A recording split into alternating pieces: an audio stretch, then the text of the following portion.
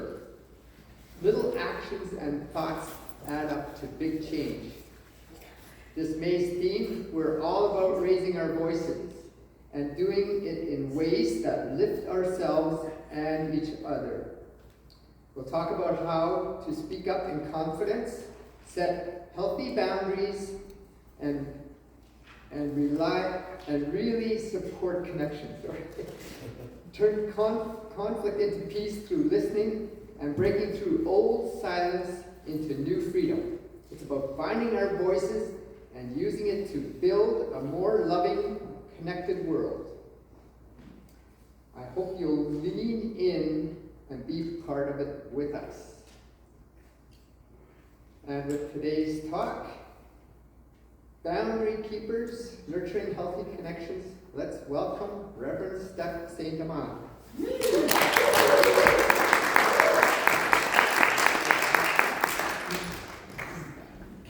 Oh, sorry, I just got some of this. Hello? No, I can't talk. I'm right in the middle of something. No, I can't do that. It's Mother's Day. I can't do that. No, I'm sorry. I'm not. Fine. Yep. I'll see you then. Okay. Yep. Okay. Yep. See you then. Okay, thanks. Bye. Sorry about that. Some people just don't have boundaries. So, we can either have boundaries or baggage. One of those things, right? We get boundaries or baggage. And it's so fascinating. I got the topic, and it's boundaries. I'm like, oh my gosh, I get to do this talk on boundaries. It's like my favorite thing to talk about.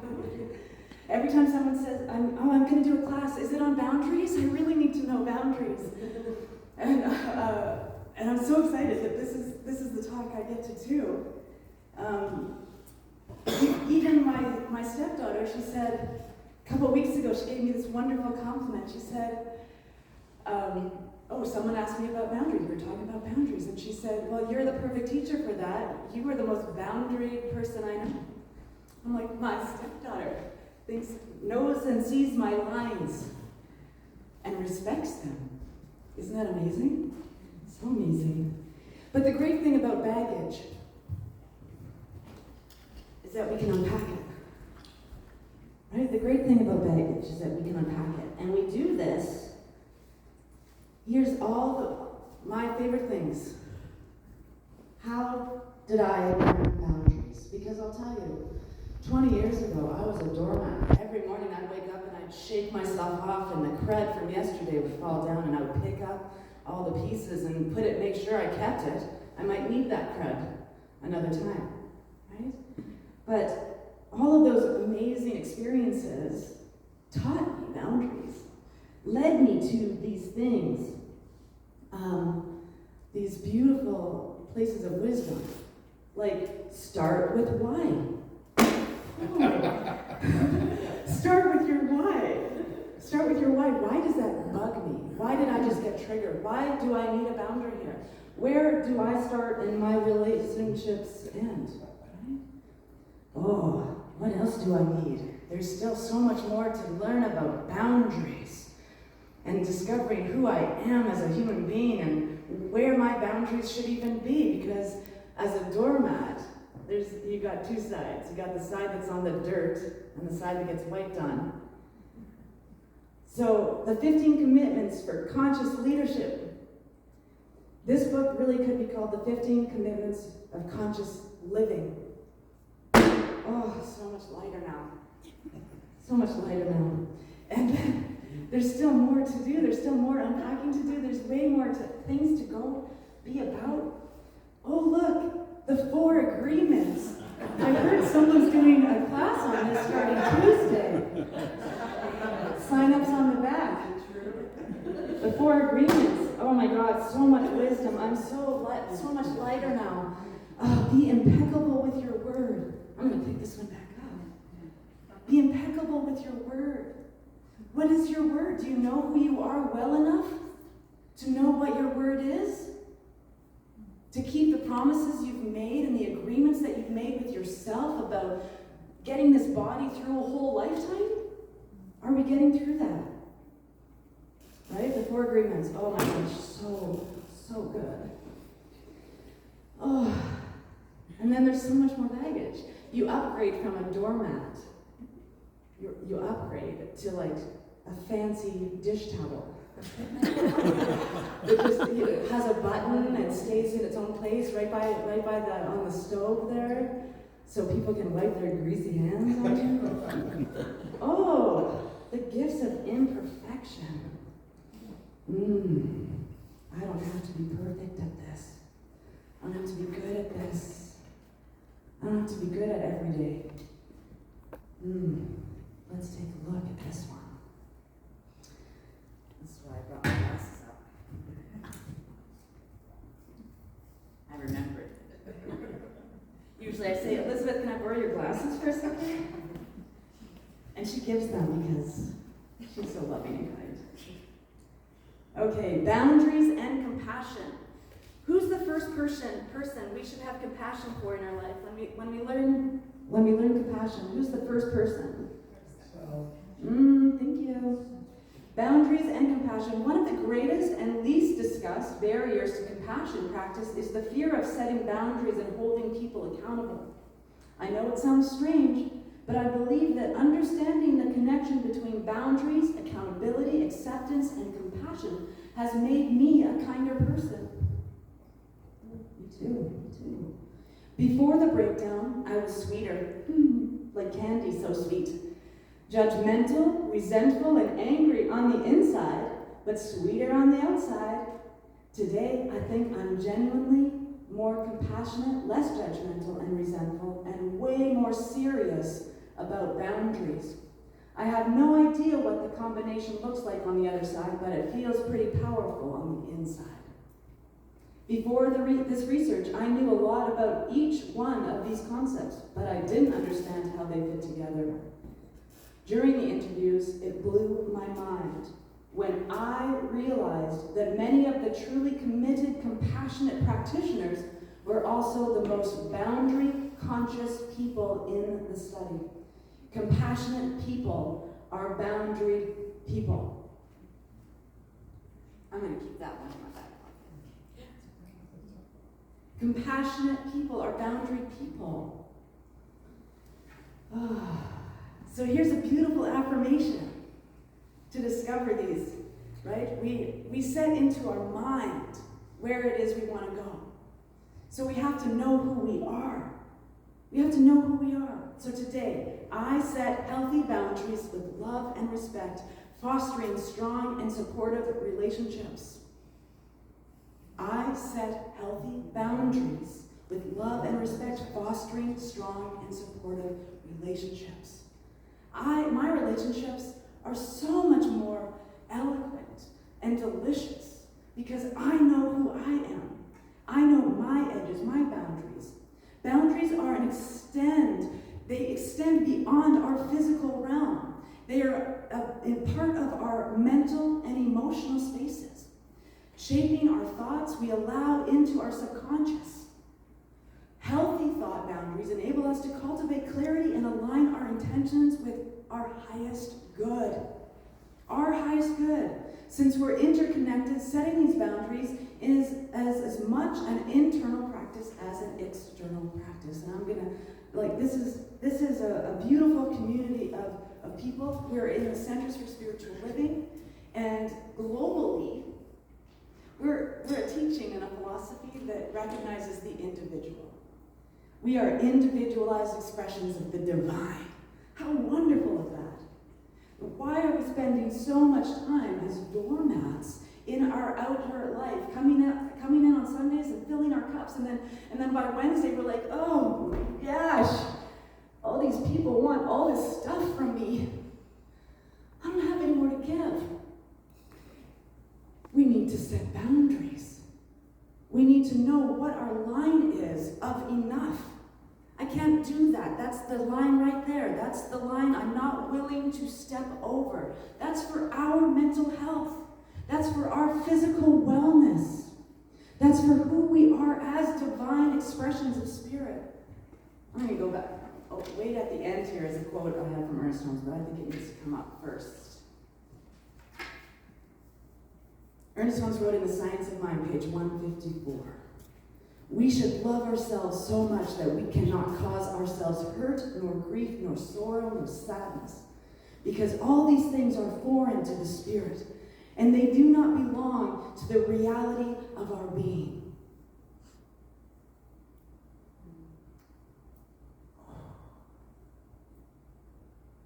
We don't own sadness. We don't own happiness.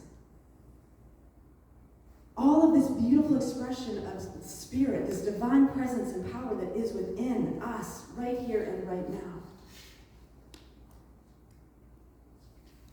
What we are is spirit in form. What we are is the expression of divinity in physical form.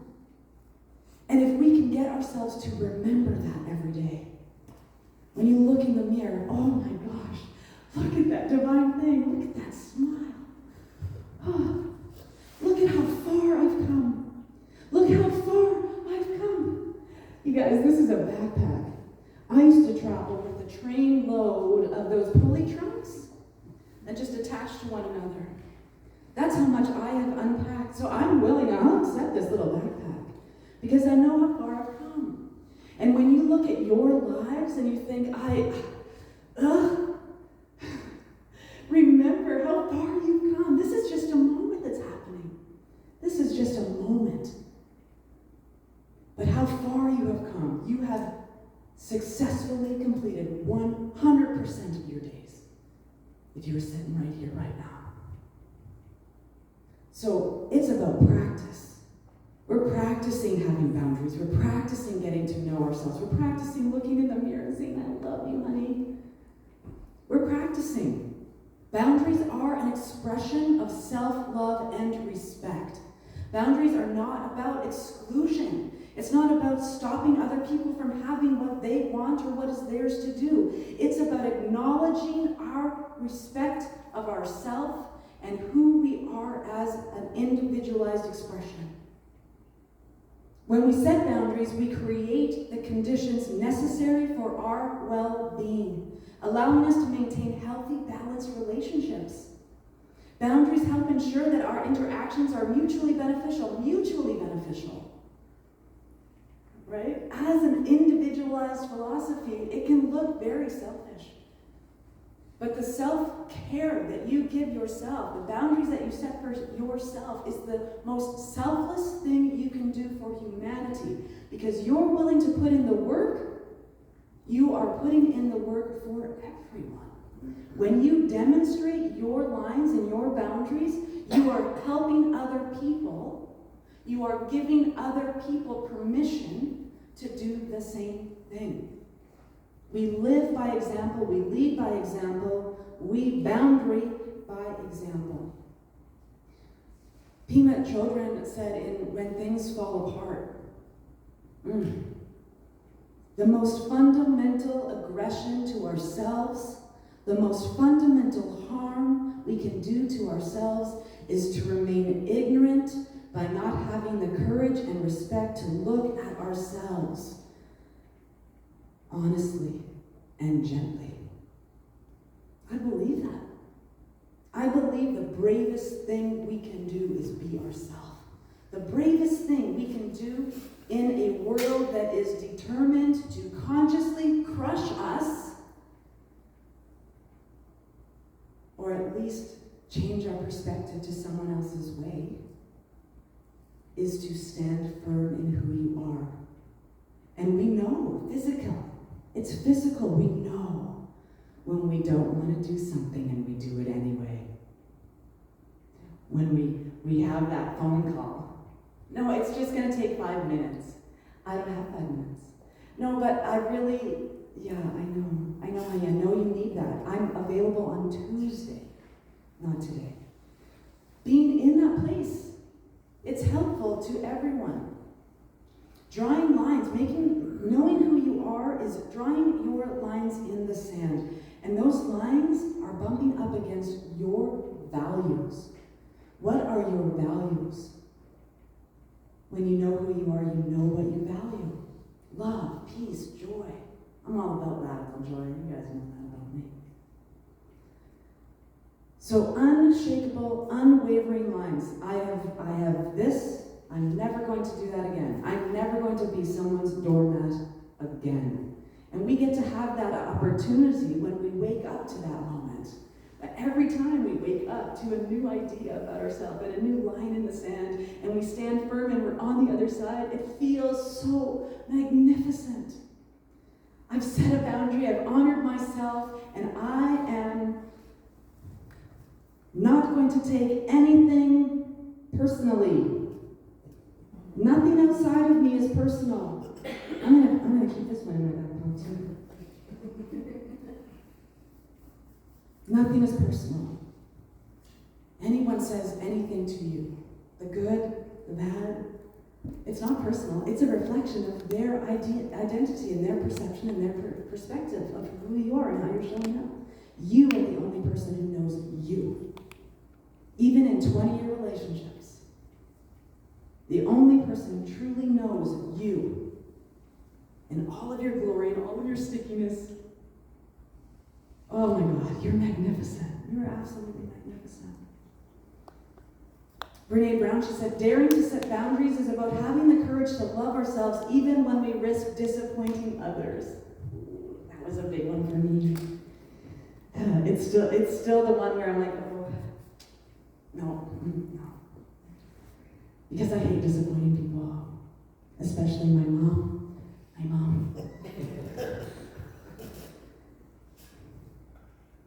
That's a big one. I'm sure everyone in the room is internally going, yeah, I don't want to disappoint anybody.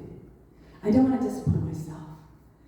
I was having this conversation years ago now with my beloved wife, Reverend Amand, and I was talking about being, I'm disappointing people. And she just looked at me with such firm belief. You'll never disappoint God. Oh, there's freedom in that. There is freedom in that. You're not going to disappoint this great, magnificent, infinite presence that isn't keeping score. Right? We're not going to disappoint anyone if we are truly being strong for ourselves. Boundaries enhance our spiritual growth. Right? Like that. We become more compassionate when we have boundaries. Because when I'm doing something because I want to be doing it, I really want to be doing it, there's no resentment, there's no bitterness, there's no hostility. I want to be doing it. And so when we practice setting our boundaries and drawing our lines, those aren't unmovable lines. Sometimes when we grow and evolve, our boundaries change and shift. Our lines in the sand fade away, and we have to draw new ones when we come up to new things. Establishing boundaries is essential for spiritual growth. They safeguard our mental and emotional well-being, creating a space necessary to focus on our spiritual practice and our personal development. By setting clear boundaries, we keep ourselves from distractions. Good luck with that one. And negative influences that can pull us away from our spiritual path.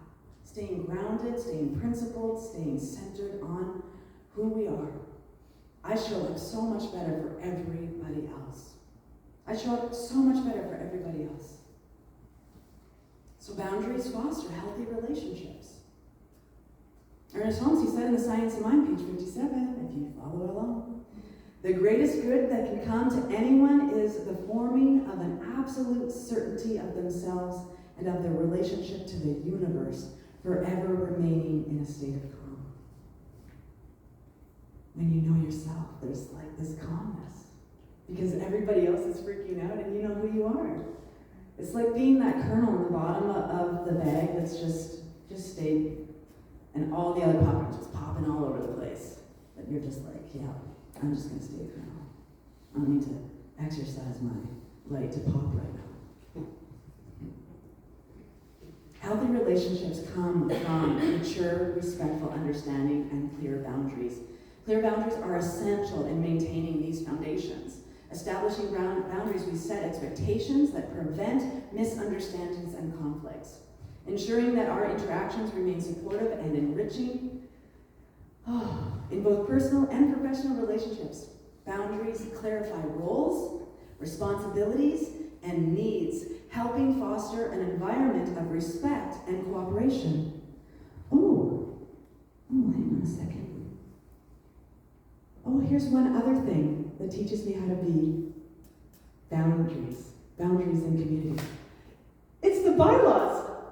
The bylaws of the Center for Spiritual Living Winnipeg. Look at that. Bylaws help us stay boundaries, help us know who we are, help us stay in line with what it is we're doing here. Boundaries. Look at that. Bylaws. Everyone laughs at me because I'm like, Glenda's last week, can I keep this copy of the bylaws? And I said, absolutely, I've got more. Evidence.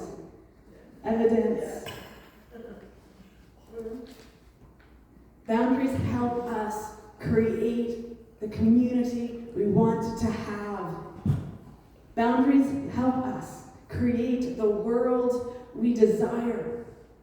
And the more we know about ourselves, the more we discover the brilliance, the magnificence, the intelligence, the wisdom, the creativity, the love, the joy, that it festers all inside of us, the more we explode outwardly to demonstrate in this world, look at us, we are grounded, we are centered, we are principled, and we know who we are as a community. Hallelujah.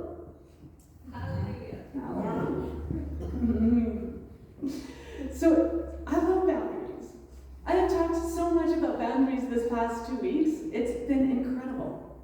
I had no idea it was a necessary topic. So look out for some classes. One's coming up starting this Tuesday, the 4 agreements. I am blessed to teach this in person. We're going to be in this space. Sliding scale for those who need one. And we're going to do some great work here in this class, identifying who we are, discovering steps we can take, discovering methods and modalities, discovering concepts of consciousness that we can learn and embody so that we can live above the line when we are expressions of the divine. Because even when we're below the line, we are expressions of the divine. So this week, homework. Ask yourself, where in your life? This is serious quality time with yourself this week, you guys. Pour yourself a cup of tea, put some meditation music on. Ask yourself, where in your life are boundaries needed? Identify, this is important, identify what drains your energy and what nourishes your soul.